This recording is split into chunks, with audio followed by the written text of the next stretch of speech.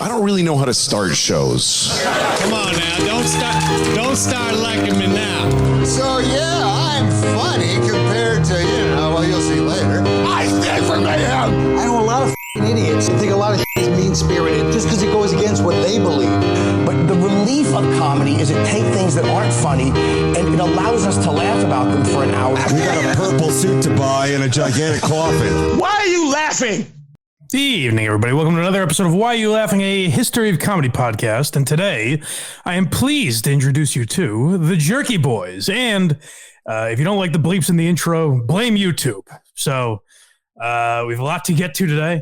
Very excited to talk about the Jerky Boys because they have a very weird place in comedy history in the sense that they are extremely influential, had a massive fan base, reached so many people, and yet I don't think made a tremendous amount of money, had a very short run, and no one even knows their real names, really. It's very weird, their place in comedy, and I can't think of another comparison in terms of the amount of impact and influence they had versus notoriety. Oh yeah, everybody. Like my dad had a box of cassettes, and that was the only comedy thing in there, and I used to listen to it all the time. It's crazy. I mentioned on KMS, I said, I think we're going to do Jerky Boys, and I got 15 messages. Yeah, do Jerky Boys, do Jerky Boys. I love the Jerky Boys. So, they had a tremendous amount of influence, but we'll get to hopefully most of their history today. And I also think we're going to do a bonus episode kind of related to this on the Patreon, where we will go over some great prank calls that didn't involve the Jerky Boys. Howard Stern, Opie and Anthony, some outside sources. Scott and Todd, of course, we have to do them. I think that'll be a bonus episode on the Patreon. And if you're looking for that, the easiest way to find it is blindmike.net. That's where you can get all of our links, whether it be Apple and Spotify, Google Play, however you listen to the podcast, or if you want to watch us on YouTube, trying to be monetized here. We're trying to play ball with you, YouTube. All right? So get those numbers up, people. Subscribe and tap that notification bell. Smash the like button, whatever these YouTubers say. We got to point down when you say that. Yes. Smash the like button. Yeah. Do whatever's down there. Do it. And all those links are blindmike.net. On Patreon, if you want to support the show for free, like I said, do everything that helps the algorithm on all those links. And if you want to throw a little quiche behind us, then go to the Patreon. We do bonus episodes, a couple bonus episodes every month for Why You Laughing. You get these episodes that you're listening to right now a week before everyone else. So if you want a little exclusive time with these freebies, then you should join the Patreon. And then we also do, all kinds of wacky stuff back there. It's funny because we do have people that just listen to Why You Laughing and not the Blind Mike Project. So when they see like an episode of Quincy pop up, they're like, what is this? I don't understand. What am I paying for? I don't get it. Yeah, so just beware of that. But plenty of bonus Why You Laughings up there as well. If you don't know what Quincy is, you should get to know it. You should. It's a real treat. So like I said, the Jerky Boys. Now, full disclosure here, and this might be the generation I was born in, because I think if you were born after 1990, you have less of an appreciation for the Jerky Boys. If you're my age, then you certainly know who they are. You've heard that name before. But I think it's like pre-1990, people born pre-1990, I should say, was their real fan base, because like I said, they petered off pretty quickly. So Jerky Boys was made up of two members, Johnny Brennan and his buddy Kamal Ahmed. We'll talk a lot about, we mainly focus on Johnny Brennan. Johnny Brennan's the one talking in most of the clips we have today. I don't have any Kamal Ahmed, and I'll get to why in a little bit. He did have, so Kamal is the one that did the Egyptian magician, Tarbash, I believe his name is. To me, it's from a time where I think simply doing a foreign accent was good enough to get laughs. Yeah. So maybe there's a lot more nuance to it that I'm missing, but I think that was essentially the joke with Kamal's character, but Johnny Brennan had much more of the very popular calls, Frank Rizzo and Saul Rosenberg, which we'll talk about. And literally those, like Saul Rosenberg, I mean, literally Johnny Brennan's Saul Rosenberg character is a Family Guy character. Right. That he does the voice for. So it's literally, people don't have any idea, like a generation of kids know the Jerky Boys without knowing them. That's how deep their influence runs. Or if you hear anyone joking about someone that is Jewish, does that voice.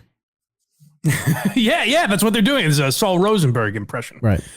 That's a good point. Or Woody Allen, I guess, would be the two. yeah. So basically, these guys made a career and a living out of doing something that every child does at some point. They were the best at being a kid, is basically what they were. Right. So we'll hear Johnny Brennan talk about kind of how he fell into this line of work. I'm the oldest of 5 children. I was always a ball buster. I was always getting into kind of good old American trouble, just doing just a wise ass kid. So I would always do shit for my brothers and stuff to get them laugh. And this came about when I was 10, 11. I remember I used to do tapings and recordings, and I used to make believe I was Don Criqui, and I would come up with all these sports announcements and make believe. I would come up with really wild, crazy shit. One time I remember my father listening to me record, and I was only like 10 or 11 years old. And I was like, yes, Jim, it's quite unfortunate that while he was on his way into the game today, his family was killed in an automobile accident. And I would say these wacky things as if I was an announcer. And my father overheard me.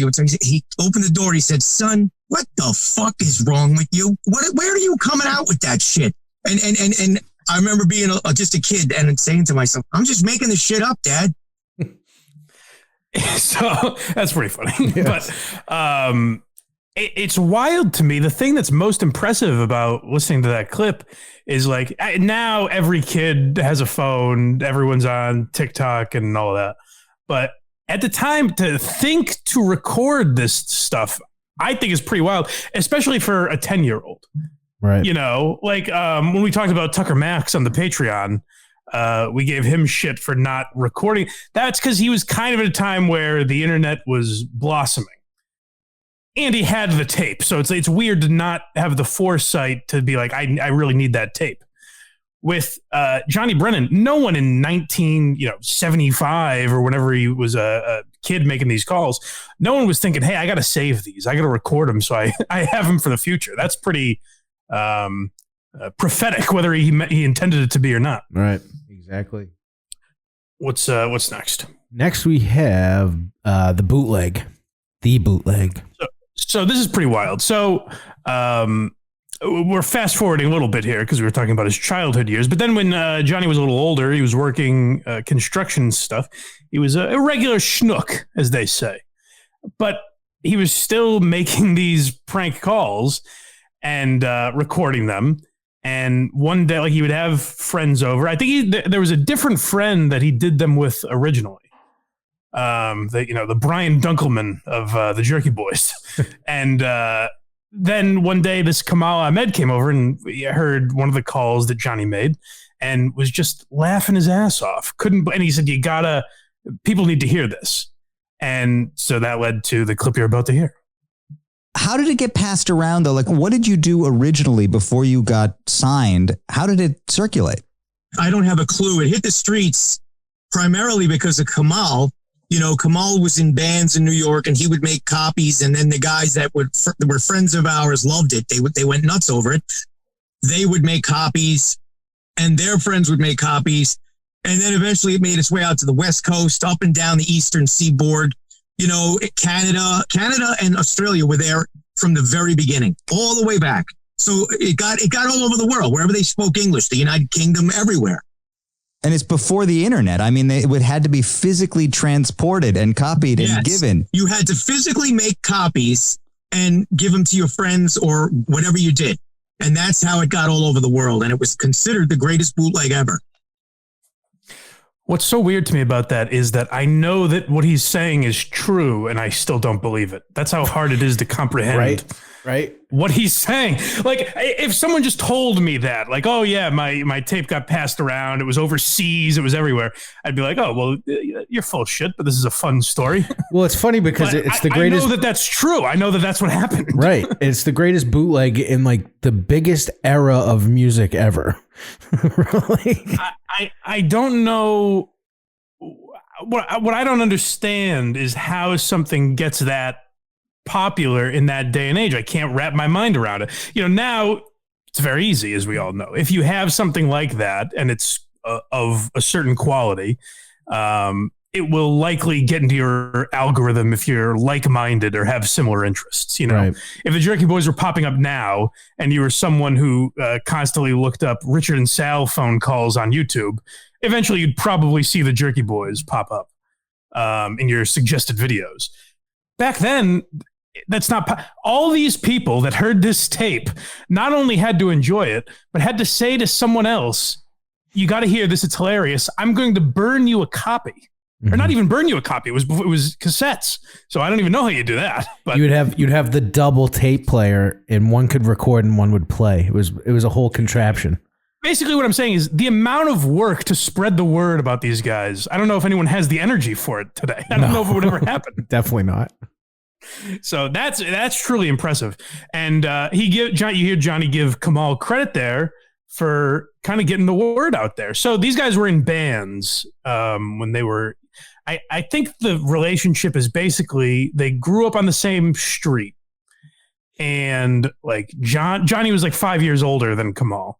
So Johnny was in a band with like Kamal's buddy's brother. So they kind of knew each other in a roundabout way.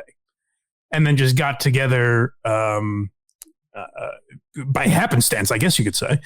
And started working together on these calls. But what Kamal did is would literally go out, like, shows he was at, bars, anywhere he was, where there were people that he thought might have an interest in this. He's passing out tapes. Hey, you got to hear this. He's hyping up the Jerky Boys.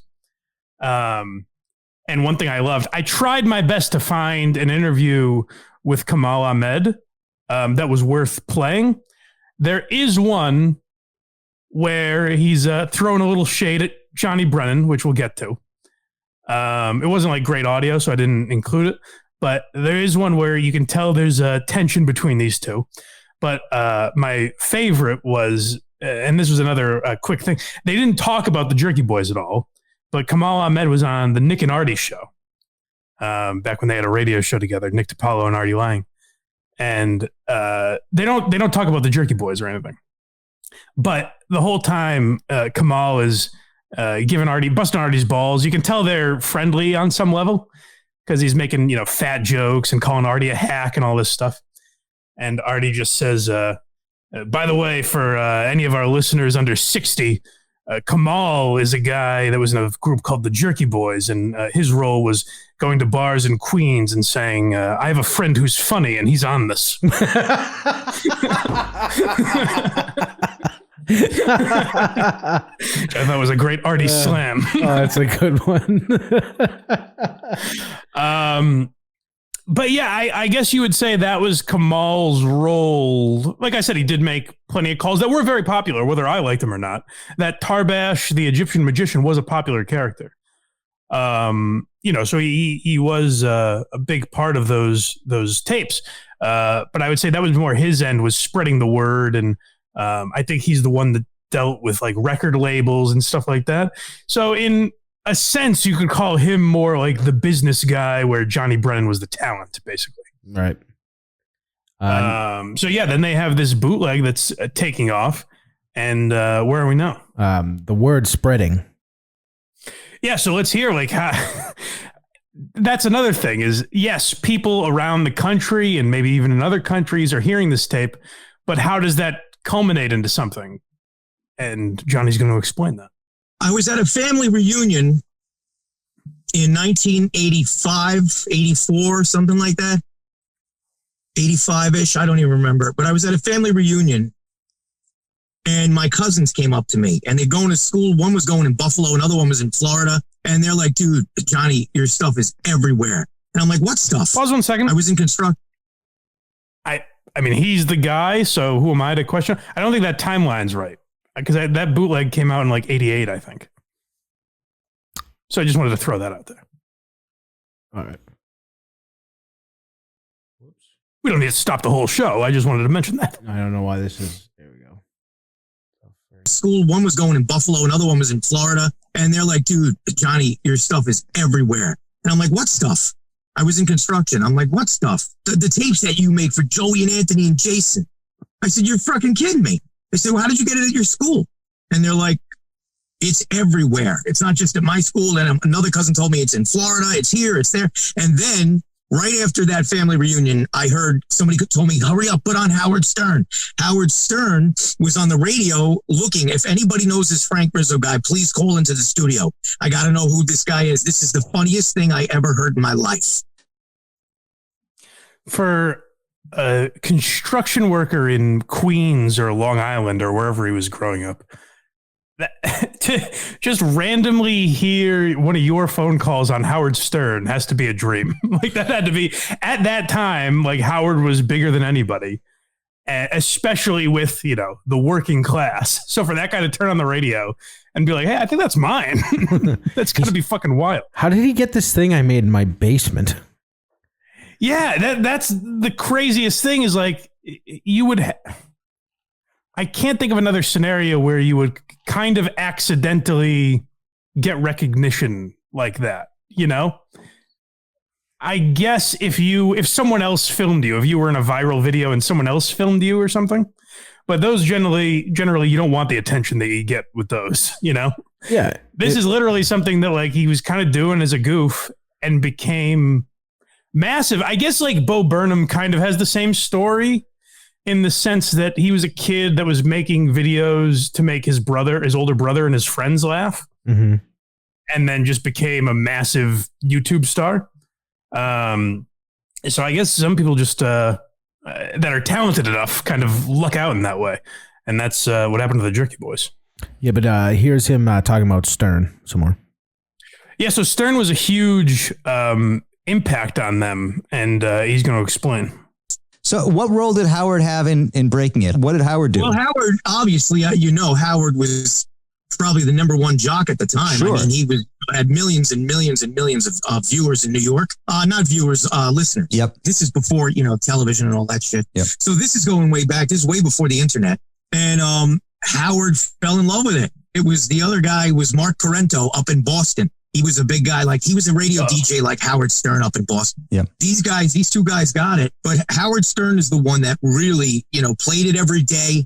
And Howard got behind it, and he just thought it was the greatest thing since sliced bread. So I'll never forget, Spin Magazine took out a full page in the middle of Spin Magazine. The record company did, to use Howard Stern's quote. He said, this is the funniest thing I ever heard in my life. You can't drive a car. He says, you blow snots out your nose. He said, it's the funniest thing I ever heard. And by the way, Mark Parento, I don't think had a great end to his career. I think there's some dirty stuff with old Mark Parento, but he was big in Boston at the time.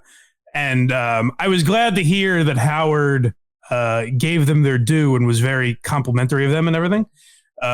Because Howard's show, like aspects of Howard's show, was so influenced by the Jerky Boys, the prank calls that both callers and Richard and Sal make. There's a lot of Jerky Boy influence in a lot of those.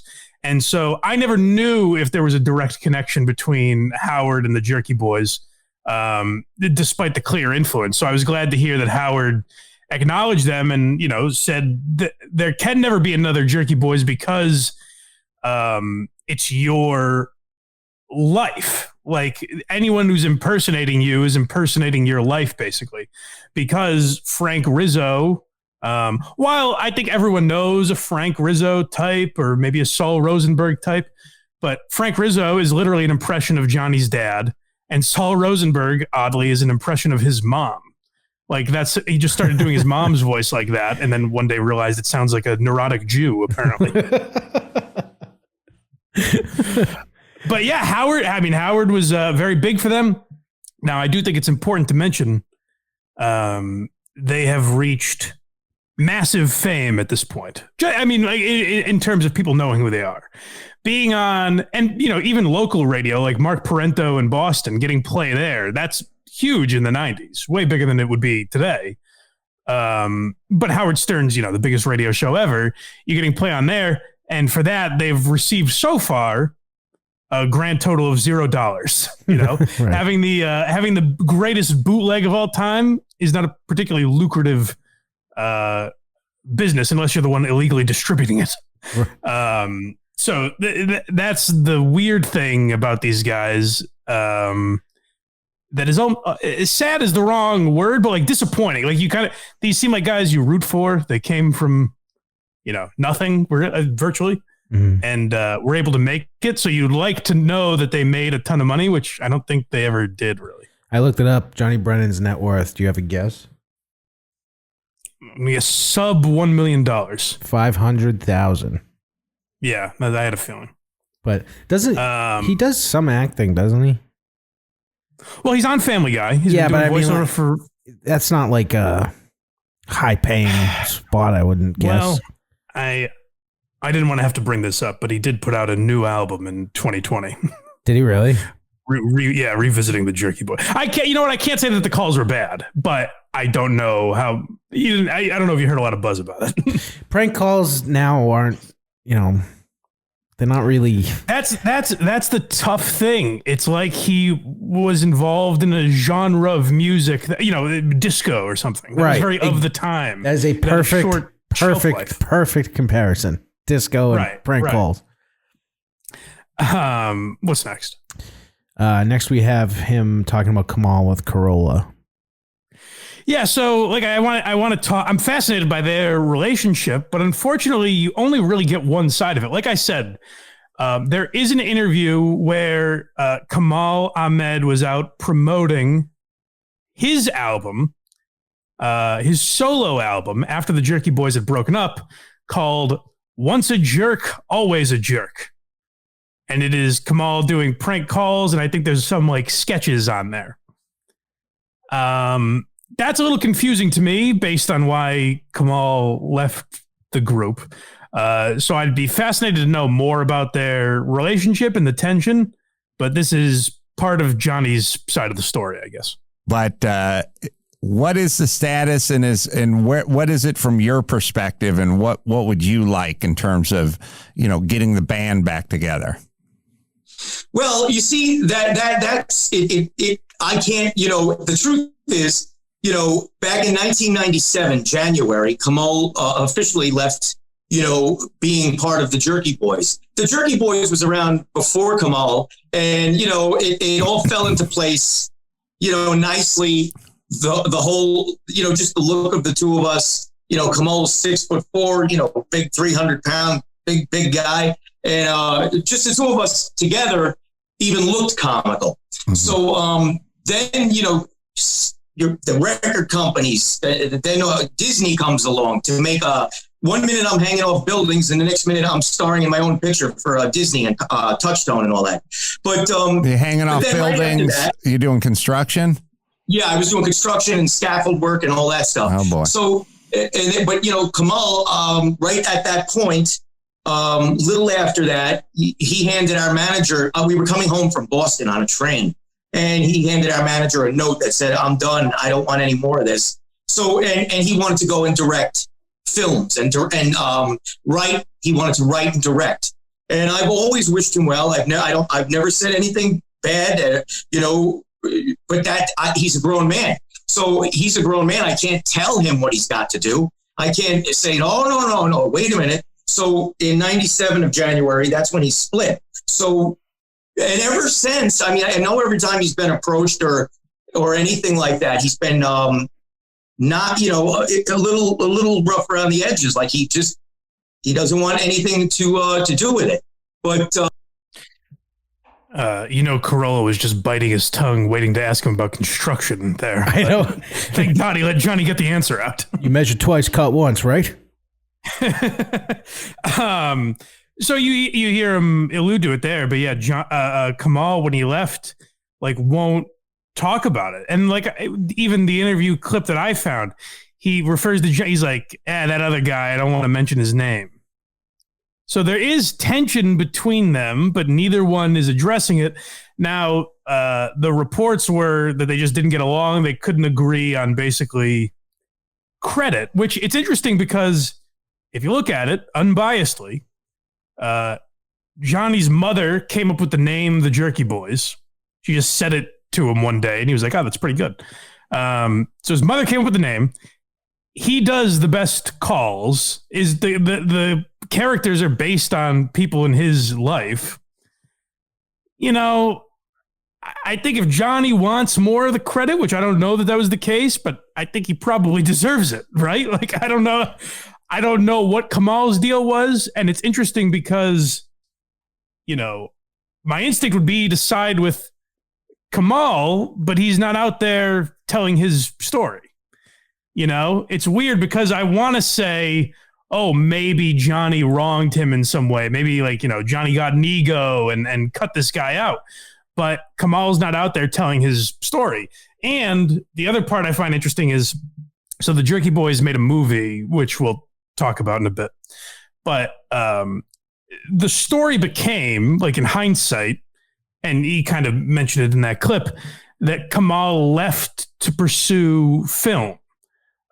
Which is true. He's directed a couple independent films.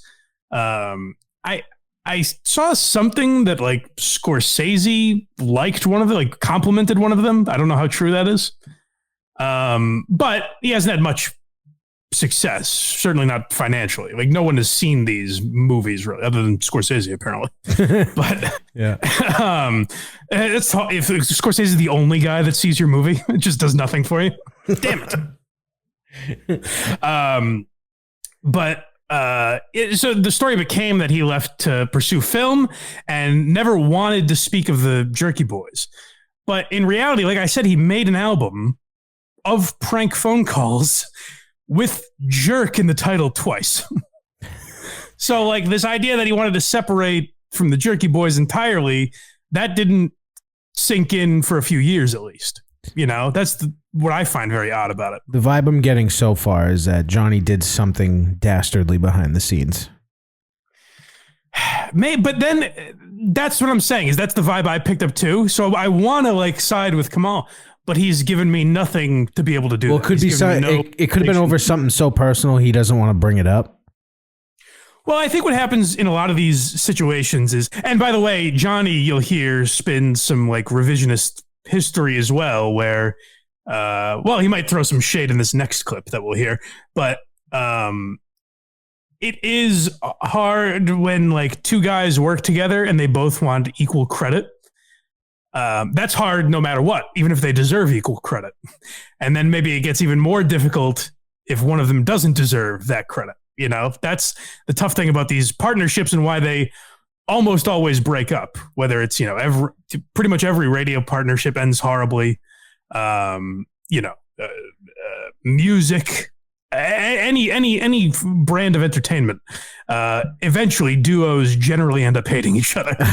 The thing that made me think this way is obviously he doesn't have an issue talking, you know, confidently. And as soon as Carolla asked him, as soon as Carolla asked him about Kamal, he's like, so I was like, I don't know. Yeah, you're right. And I think there might be a little bit in this next clip as well. This is from the SDR show, right? Yep. Yeah. So what actually, like, where was it? Because you put out 6 records. Yeah, but not together. The first 4 were together. Yeah, but even so, it was more of a deal where I would I'd be in the studio, you know, Kamal would, you know, in the beginning it was great. You know, he contributed, like, he would do like a couple of tracks for each record. And it was nice to, you know, I'd have like 5 or 6 skits of mine and then one of his, right? Kamal's skit in, and it would break up the monotony. And I love Kamal's stuff. I always, to this day, I love his stuff. I love the Egyptian Magician, and but you know, you're talking 23 years. He quit. He just was 23 years ago. These guys, Anthony. Wow. But was it negative, or he just didn't want to do it? Yeah, he didn't want to do it. He was like, I'm done. We were on a train back to New York from Boston, and he handed our manager a piece of paper and said, I'm done. done. I'm finished. That's it. Wow. Really? Yeah, and that was. But then didn't he a couple of years ago release his own Jerky Boys? No. That was a long time ago. That was about 20 years ago. Oh, that was a couple of years, 20 years. Yeah. I'm not sure. Yeah, no, it was about, I would say at least 20 years ago. It was one night we were talking on the phone and he said something hysterical. This is what, right when this stuff started shit hit fan. And he's like, yeah, Johnny, I think maybe if you could do something for my solo record, maybe just a cut from my solo. Oh, wow. There's a little peek behind the curtain, I think. I think so. I think we got a little information there, and it is a ballsy move, if that's true, to try and go solo, essentially call your album another Jerky Boys album, once a jerk, always a jerk, and ask Johnny, like, hey, could you do a call on this album? It's like, well, that's not really solo, man. You're using the name and the guy. When did that interview happen? Do you have any idea? The STR one? I want to say 2020. So he was probably, that's funny. He's like, didn't he just come out with one? And he avoided going, no, that was me. Well, I think he was on promoting that album. That's why I said 2020. Yeah. Gotcha. Didn't he come out with some horse shit recently? It was terrible. So that's as much as we really know. If you guys know where I can find maybe more of Kamal's side of things, if he's done an interview that I couldn't find anywhere, send it to me, and maybe we'll do it on the Patreon at some point. Because I am fast. I love, I'm a gossipy little girl, and so I love beefs like that. Did you hear that hack ride for the promo? Yeah. Yes. Maybe you look like a little girl in the clips now. So if you guys have more information that I missed, let me know. But like I think they said there that Kamal doesn't talk about it ever really. So we may never hear his side. Who knows? That's the only thing making me think he did something. Yeah, I don't know. It's tough to say. But Johnny seems like the type. But I think Johnny kind of alluded to it there. It's clearly Kamal wanted to be equal partners, or maybe even thought he deserved more credit. And I don't think Johnny was feeling that. I don't think he was splitting the money evenly. That may be true too. I don't know. But next we have their movie trailer. Well, this is rough. Now, I have a lot of ideas, and the groundwork had not been laid yet. I think if the Jerky Boys came out after Jackass, which Jackass, was definitely some of the stuff they did was influenced by the Jerky Boys. Mm-hmm.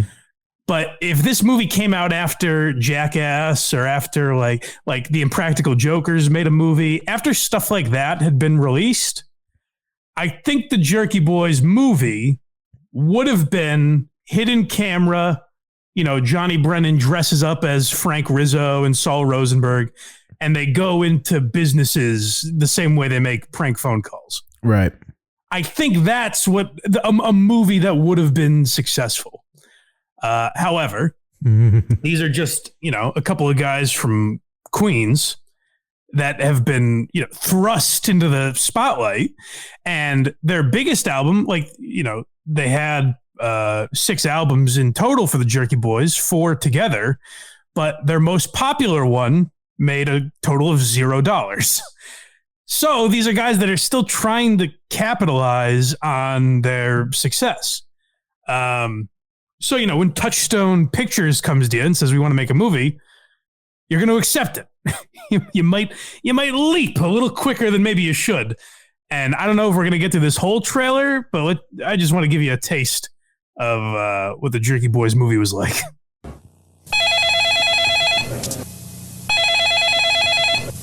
Caravan Pictures presents the movie the phone company doesn't want you to see. Hey, Jerky! Hello? What? Who the hell is this? Our Lady of Sorrows from Thursday. Oh, I got hemorrhoids. Vinny Pastor, come on. And action! The Jerky Boys, the movie.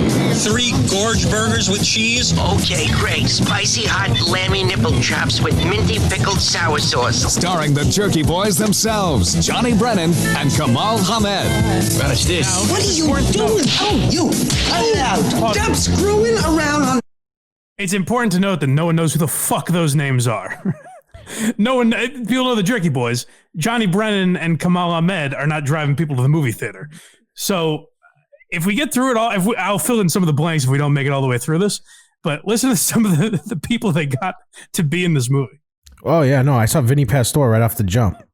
Is that Pussy? Big Pussy? Yeah. But to be fair, he wasn't a name. This is before The Sopranos. This is 95. Okay, I didn't. But there are more. Hold on. That telephone. Featuring Alan Arkin and William Hickey. Do I know you? Sure, you know me, Chief. We go way back. They call me Rubberneck. And cut! And directed by James Melconian. They're sort of two down and outers, and all they really know how to do is hassle people over the phone. Yeah, put Tony on. Is he there? Yeah, who's calling? Look, Jerky, I don't need to talk to you. Get me Tony. It's a scripted movie. You can keep playing it, but it's a scripted movie where they're making like prank calls. Okay, it doesn't make. We're watching them make fake prank calls. It doesn't make any sense. And the new album. Which that will come into play later when talking about crank yankers. That are being used in the movie. Tarbash, the Egyptian magician. Hello, who's there? I don't think Tarbash is making any films in 2023. I don't think so. When people heard we were making a movie, they were in shock saying, what the hell's the movie going to be about? Who am I talking to? Hey there, tough guy. This is The answer was nothing. Frank Rizzo. Open your ears, jackass. They end up calling the mob, and Johnny pretends he's Frank Rizzo, this new mob boss coming into town. Frank Rizzo. Frank Rizzo? Frank Rizzo? I don't know any Frank Rizzo. He said he knew you from the old days through Mario. Which Mario? There's 400 Marios. That sort of gets them in trouble and gets them on the run. All right, so I forgot how goddamn long this is. So it's basically like, and that's very 90s. That's very of the time to be like, hey, prank calls are their greatest power. That's what the movie will be about. When, like I said, there was a much simpler solution to how you make the Jerky Boys movie. But among the other big names that made appearances in this, Tom Jones and Ozzy Osbourne. Whoa. Now, this is right before a weird time in Ozzy's life where he dipped into reality TV. So I don't know. I don't know what Ozzy's financial situation was, but they had a lot of like Alan Arkin. That's a big actor to get in this movie. It's very weird. It is weird. But you know, they had some star power behind it. Now, the internet. I'm not too familiar with industry jargon, but the internet defined this as both a commercial and what's the other term? A critical and commercial failure is how they described this. So I don't think it did particularly well in the box offices, and it certainly didn't get the VHS wasn't being passed around the way their first bootleg was. It's bad without the cult following. So, yeah, the movie was pretty rough, but hey, I don't fault those guys for trying to do that. You know what I mean? Good for them. No, I literally would have just filmed them making prank phone calls, and that's about it. That's what I'm saying. Is that's the shame of it. Is there's such a simpler answer to making the Jerky Boys movie that they just missed. Yeah. They're like, oh, we'll do a scripted movie, which is a dumb idea. I also wonder how much they made off of that movie. A, because the movie made no money. But also, these are guys that the studio can jerk around a little bit. You know, I don't know if they had any sort of representation. You know, the music industry and record industry is notorious for screwing over talent. So I'm certain they weren't making too much of a mint on those records. So that's the shame of it when I look at it. And, you know, Johnny has never said, I didn't hear him. I listened to a bunch of interviews with him. I never heard him talk about being broke or anything, but you know, I don't know that he's diving into a Donald Duck fountain of coins or anything. Or Scrooge McDuck, excuse me. Kamal is a gigantic human, by the way. Yeah, and I guess that's what made for, you know, fun album covers and things like that, is their difference in size. Yeah. Did they ever actually go on the album cover themselves? You know, I don't know. It seems like that would be. I don't know the answer to that, actually. Because usually it's just that Jerky Boys guy, like the logo. Yeah. Yeah. Well, I know one of them, he said he was talking about this and he couldn't figure out. He's like, how do I make Frank Rizzo look for the album cover? And they ultimately ended up just having like back of his head looking through the classified ads, which is probably a better way to do it. Next we have Johnny talking about crank yankers. Yeah. So, you know, that's like I said earlier, if you're of my generation, maybe you weren't a Jerky Boys fan, but you know stuff that they influenced for goddamn sure. Oh yeah. And the most glaring example would be Crank Yankers. But there doesn't seem to be any ill will, because I think Jimmy Kimmel and Carolla kind of did right by these guys to an extent. They try to do that with Crank Yankers. They try to like rip off Jerky Boys or try to sample it. Actually, Jimmy Kimmel did call me. We were on the phone for a while, and for whatever reason, we just couldn't come to a meeting of the minds. And it wasn't Jimmy so much, because he was very nice, but he wanted me to be part or have something to do with that show. I have all the original paperwork that they sent me that they wanted me to do some characters, but it's not Jerky Boys. It's not. A lot of it's red. A lot of it, is after the fact. And the Jerky Boys, everything you ever heard is real. 100% what you're hearing is what happened. I would never want people to get the idea that, oh, wait a minute, did he do this with the Jerky Boys too? And it wouldn't work. They have to know forever, that what you hear with the Jerky Boys, that's what you got. So I believe, because it sounds like what he's saying there is that Crank Yankers was all fake. Yep. But I believe what he means is, because I heard him talking about this as well. I think what he means there is that everything on those calls, he wrote virtually nothing. He might come up with a premise for a call. Like if Saul Rosenberg's calling a glasses store, he has an idea of what he wants to ask about, but he wrote nothing, and everything was all based on how this person responded and off the top of his head. Yeah. And so that's what I believe he's referring to, is that Crank Yankers, and networks fucking bog down everything in notes and ideas, and try and really just scrutinize every little detail. So I'm sure they wanted a specific script authorized before the call was made, all that sort of shit. And you do have to credit Johnny, because we're speculating that he didn't really cash in on this amazing endeavor that he had, this amazing franchise that he had in his hands. I don't know that he cashed in, but yet he still has the integrity to be like, you know what? Jimmy Kimmel and Comedy Central, that doesn't really align with how I do it, so I'm going to pass. That is a respectable thing in a way. Yeah, he could have done just different characters and stuff, but he did say that they did stuff after the fact, like after the recording. So I'm wondering if.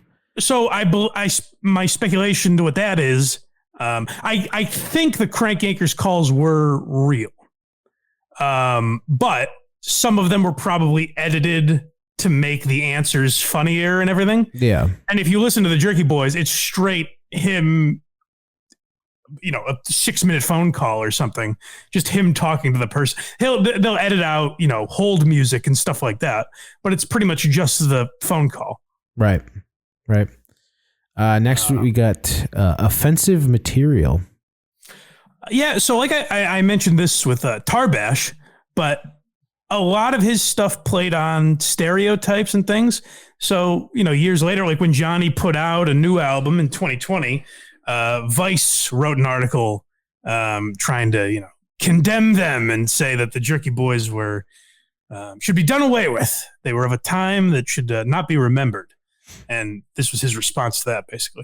I mean, there's people who will look for things from decades ago and write articles about how offended they are by it today. I found one from Vice recently about you. Did you see that with the headline, "Nobody needs a new Jerky Boys record right now"? Yeah. The guy's right, and it's offended by everything. See, I have experience with this because they tried to do this to me 30 years ago.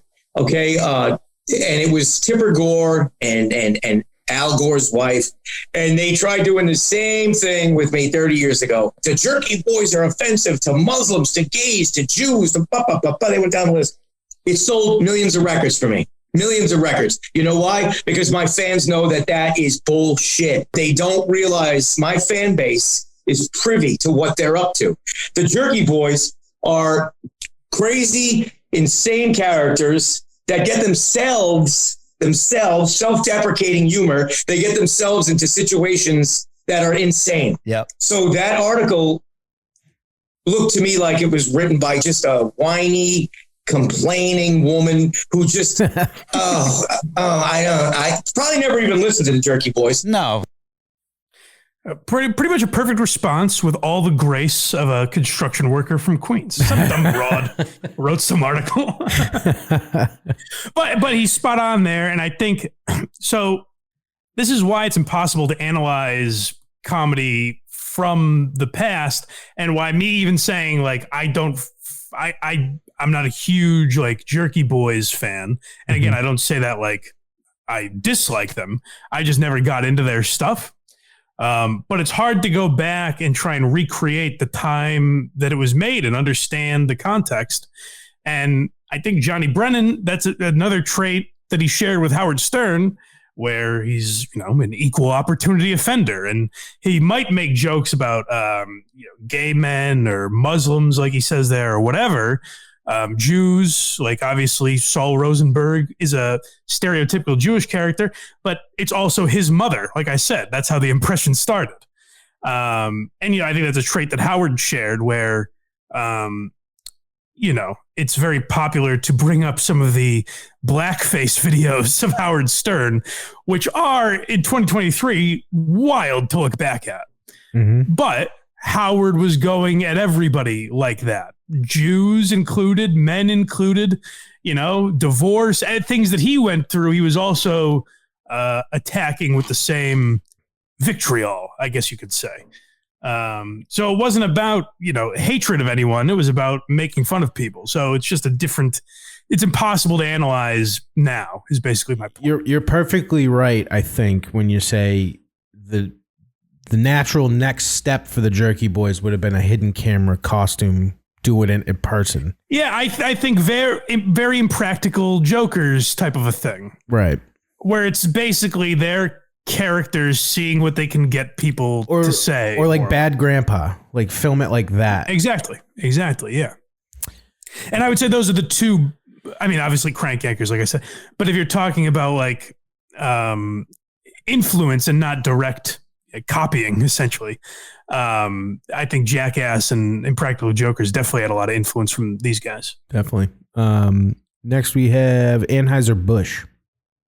Well, this is very topical, but not really. I just thought this was kind of an interesting story that again goes to that sort of equal opportunity offender thing. As a matter of fact, when I did commercials for Anheuser-Busch, I had a whole run of really, really awesome Jack Torse commercials. And Anheuser-Busch was very thoughtful and thinking and saying, well, these are great. But, they were still a little iffy. So they focus grouped them. They rented out or they took the Club Limelight in New York City. Mm-hmm. And they threw a major party for, the gay community. And they had a big party and played it. They wanted to see what the gay community thought about my stuff. And they went bonkers. They fucking went nuts. They said it was the funniest commercials they've ever seen. The funniest and they said they absolutely loved it. He's got a knack for going, you know what they said about my stuff? It was the best thing ever made. Yeah. And then Anheuser-Busch said, I guess there's nothing we can do involving the LGBT community that'll bother anybody. And they lived by that code. But no, you're right.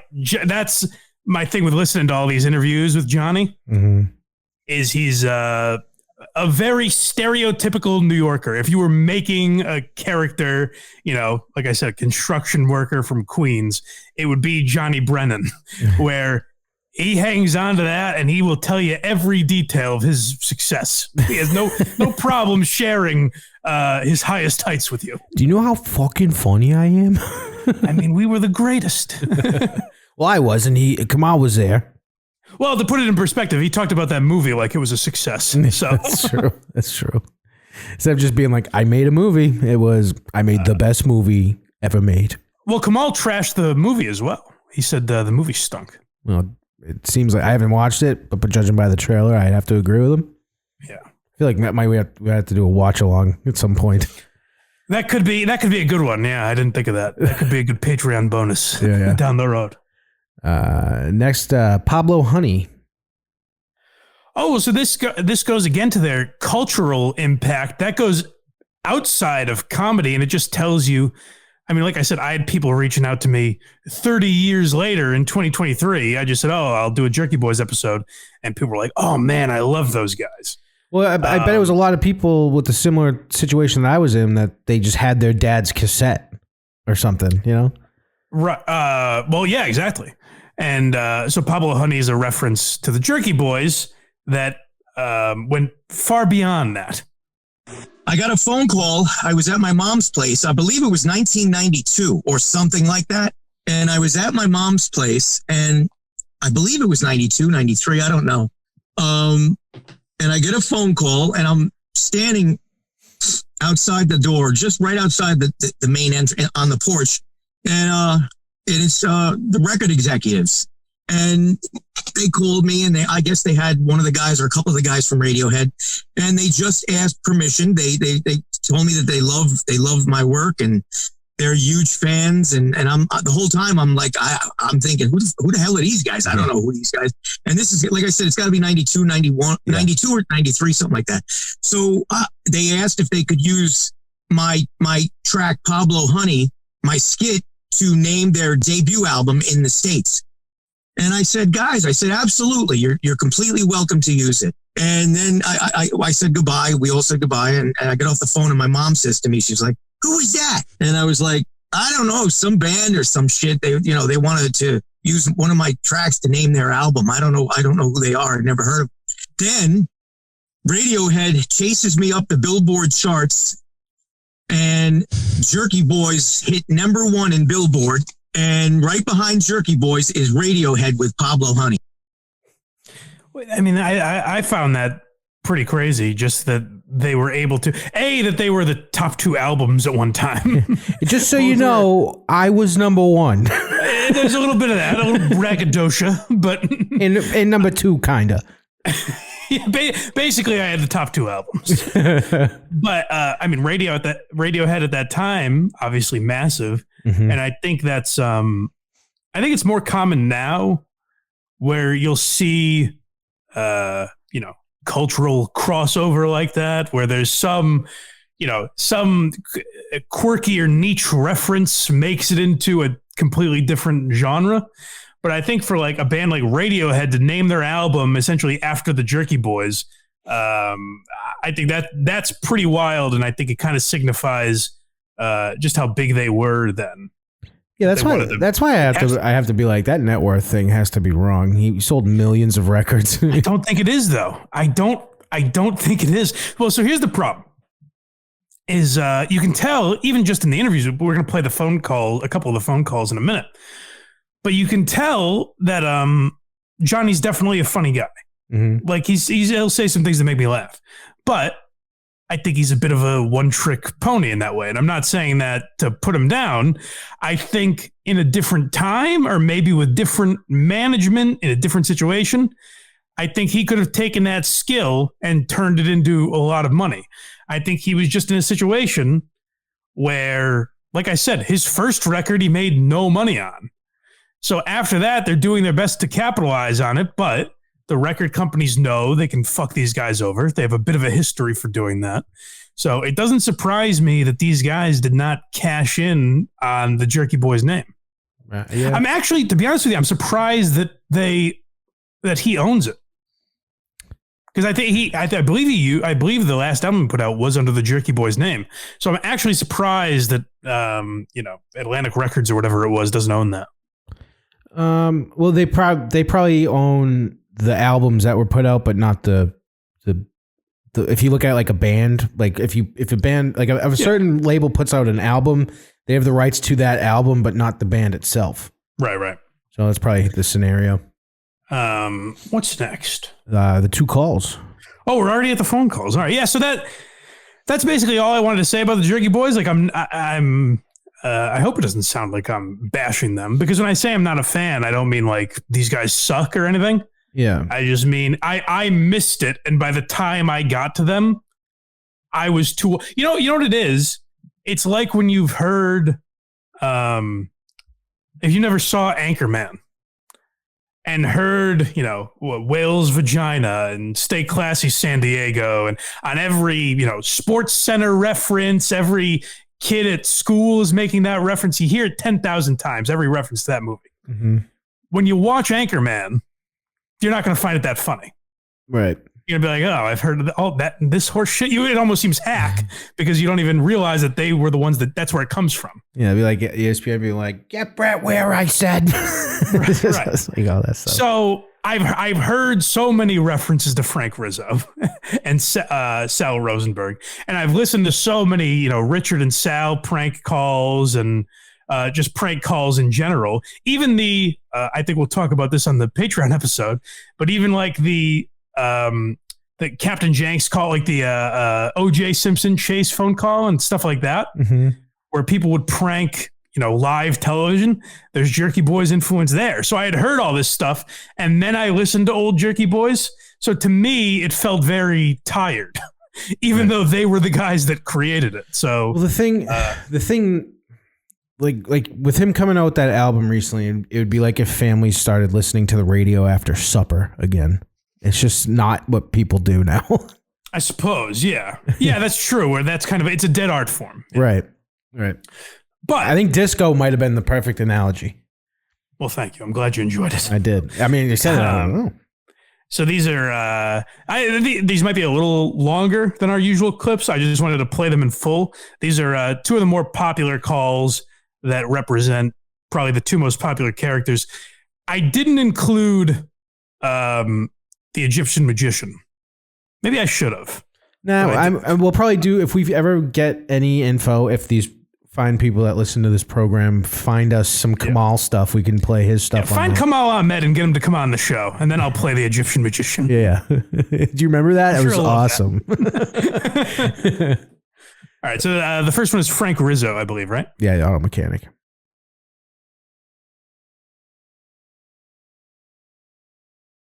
Okay, so I'll see you tomorrow with my tools, fuckface. There's no reason for it. I just like, do you want me to, I'll come in tomorrow with my fucking tools. He's very good at using curse words. Yeah. He knows right when to drop them. Yeah. But, yeah, so that's what I mean is like, if I was, 15 years old or whatever, listening to that in 1991, I'd probably be howling. If I'm 15 years old listening to that in 2006, after I've seen Bart Simpson do it 10 million times, then I'm like, oh, I've heard this before. Who cares? Yeah. I'll always chuckle, but that's about where it ends. Exactly. Yeah. I'm not howling the way people were. I don't have a relationship to the people that were like, I would, I'd have to pull over listening to these albums. Which is unfair to them, obviously, because they were so parodied to the point where, like, I think the Simpsons were basically paying homage to them, but it just became such a staple of that show, like Bart calling Moe's, prank calling Moe.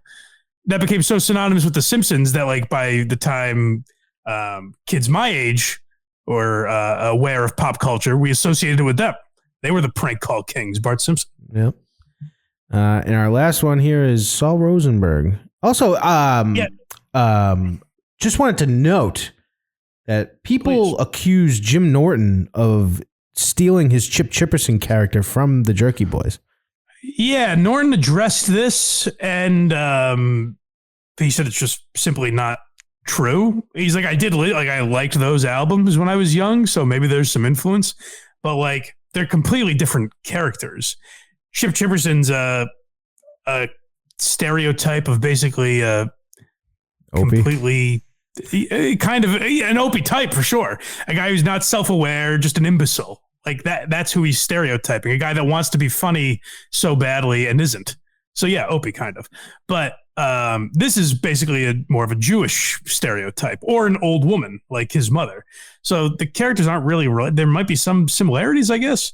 But to accuse Jim Norton of that, you also have to point the finger at, like I said, Jimmy Kimmel and Adam Carolla, The Simpsons, Johnny Knoxville. Mm-hmm. There's a million people that were influenced. Howard Stern. There's a million people that were influenced by Johnny Brennan. Right. So, but here's Saul Rosenberg. All right.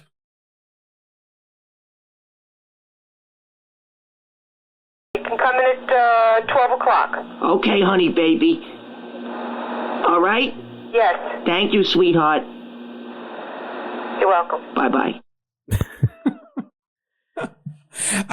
And again, to note the influence, there's a Richard and Sal call from Stern where we'll probably play it in the bonus episode, but they call and order a pizza with everything, and one by one go, but could you hold the pepperoni on that? And the onions, actually. He's like, all right, no pepperoni, no onions. He's like, and hold the sausage. And he goes through every ingredient. And he's like, so you just want a cheese pizza? And he's like, actually, hold the cheese and the sauce and the bread. And they just hang up. But like, that's another thing where it's essentially the art to prank calls is just wearing people down. Right. Just it's amazing when they don't hang up. That's the other thing is like I felt it there laughing at him just fucking up the numbers and making him repeat it and everything. Yeah, that's something. It's kind of similar to what a lot of people say about Saturday Night Live, where it's almost unfair for people in their 30s or 40s or 50s to analyze this shit because it's made like you're supposed to enjoy these tapes when you're in like high school and college. Right. That's when it's supposed to be. That's who it's made for. Like that's literally when he started doing it, was when he was a kid. So like it's for that group. So even for me to analyze it as an adult is probably not even fair to them because it is obviously very funny. Oh yeah. Like I'm also like into like fart jokes still. Like it doesn't take much to get me to laugh. So I don't know how funny it truly is, but just him, like you said, just saying fuck in the right spot is just very funny. Yeah. No, that's what I mean. The impact that they had is so, wide reaching right. that it truly is unbelievable.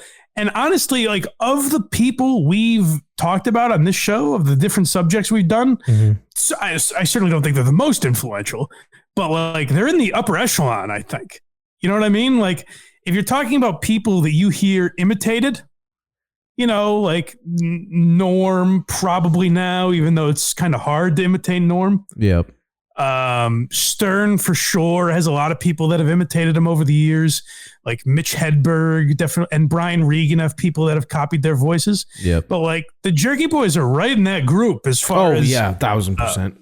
But as far as whether it's either people just straight up ripping them off and copying them, I mean, Todd Pettingale is the worst offender of that, where he is literally he'll do the Saul Rosenberg voice of Scott and Todd, if you guys aren't aware, an old New York radio show. He would literally do the Saul Rosenberg voice, call people and have, Jewy complaints, for lack of a better word. and that's what he was doing, was like being a stereotype, basically. But not just being a stereotype, but also copying the guy that kind of invented that. So like they would have people straight up rip them off or just kind of take different aspects of them and change and evolve and advance them. Mm-hmm. So shout out to the Jerky Boys because tremendous impact on comedy. As I've said about different subjects, you certainly can't tell the story of the history of comedy without talking about the Jerky Boys, at least for a little bit. So definitely. Hope you guys enjoyed this episode. I know, like I said, a lot of you are Jerky Boys fans, so I hope I did them a service. I hope I didn't fuck up too badly. And like I said, if you guys have information that I missed, always reach out to me. That goes for any topic. And we'll either, clarify on a future episode or maybe do a bonus episode about it or whatever. And if you want to find those bonus episodes, you guys know the best place to go. That's blindmike.net. I say it over and over again. It's about time you listen to me, for goodness sake. Go to blindmike.net. You can support the show for free everywhere you get podcasts, including YouTube. We'd love if you subscribe to the YouTube page because that seems to be the movement in the podcast world. And if you want to support the show a little bit extra, then get on the Patreon, get bonus episodes, get these episodes a week early, plus a lot more back there. But I also do reviews of comedy specials. I've been doing that pretty regularly for specials that have been released this year. So if that sounds interesting to you, subscribe to the Patreon. Blindmike.net is the easiest place to find all of those links. And if you want to support Craig and the work that he does, all I ever get every day, emails, Craig does a great job. He should talk more on Why You Laughing. Sure. So if you're one of those people, go to verygoodshow.org and support Craig and his very good show. Oh, I thank you. They have a Patreon as well, and you can check out their free episodes. Yes, thank you. And that's it. Oh, I should mention this. We're about to play something, right? Yes. The inaugural try. Give me a little feedback. To those of you that make it this far into the episode, to the people that listen to the whole thing, I'm looking for feedback from you. This is our boy Hack Ride. If you listen to the Blind Mike Project, you know all about Hack Ride. He's been an integral part of that program lately. But he made something for Why You Laughing, and he made an outro. I want to know if you guys feel it fits or not. So far, people have liked it, and the song has been stuck in my head. I love it. If people unanimously hate it, then maybe we'll keep it. No, maybe we'll get rid of it. But like, if you guys like it, let me know, and we'll keep it in. This is the debut of Hack Ride's outro, and we will talk to you guys next time on Why Are You Laughing? Thank you for watching. Why are you laughing?